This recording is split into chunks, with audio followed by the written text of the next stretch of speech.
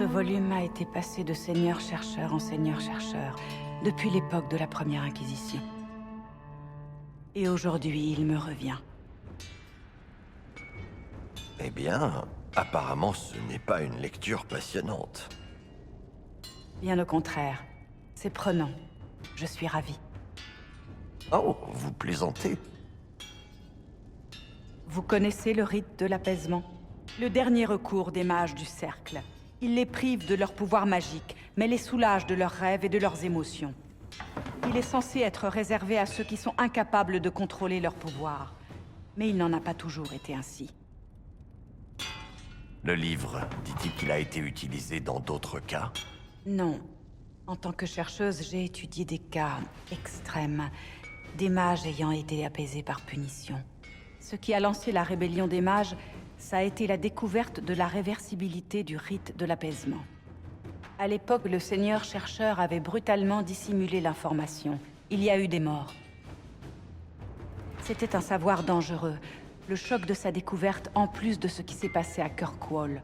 Mais il semblerait que l'on ait toujours su comment inverser les effets du rituel, depuis le début. Pourquoi avoir gardé ce savoir secret? C'est nous qui avons créé le rite de l'apaisement. Je vous ai parlé de ma veille. Tous ces mois passés à me vider de toute émotion. On a fait de moi une apaisée, sans même que j'en sois consciente. Puis ma veille a invoqué un esprit de la foi qui a touché mon esprit. Ça a rompu l'apaisement et m'a conféré mes pouvoirs. Les chercheurs ne partageaient pas ce secret. Ni avec moi, ni avec la chanterie, ni même avec... Et ce n'est pas tout. Lucius disait vrai à propos de l'ordre. J'ai pensé à rebâtir l'ordre des chercheurs après la victoire. Mais maintenant, je doute que ce soit une bonne chose. Je ne vous ai jamais vu si perturbé. Je ne crois pas que les chercheurs ont accompli la volonté du Créateur. Pas vraiment, en tout cas. On pensait peut-être le faire à un moment. La première Inquisition est arrivée à une époque terrible. Mais aujourd'hui, on a gardé des secrets et on les a laissés se répandre comme la gangrène. On a agi pour survivre, pas pour servir. Ce n'est pas l'œuvre du Créateur. Vous disiez qu'il y avait autre chose dans le livre. À un moment, le pouvoir devient son propre maître. On met de côté les idéaux par calcul et on se dit que c'était un écart nécessaire. Pour le peuple, que va-t-il nous arriver, Inquisiteur? L'histoire va-t-elle se répéter? Non, nous ne sommes pas comme les chercheurs. Je me demande à quel point on est comme ils étaient avant. Si vous reformiez l'ordre des chercheurs, comment feriez-vous? Je ne peux pas être la seule survivante.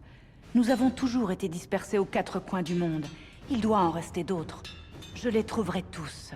Et je leur ferai lire ce livre à tous. Plus de secrets. Et ensemble, on établira une nouvelle charte, en accord avec les véritables desseins du Créateur. Quels sont ces desseins du Créateur dont vous parlez sans cesse? Il n'y a aucun moyen de les connaître vraiment.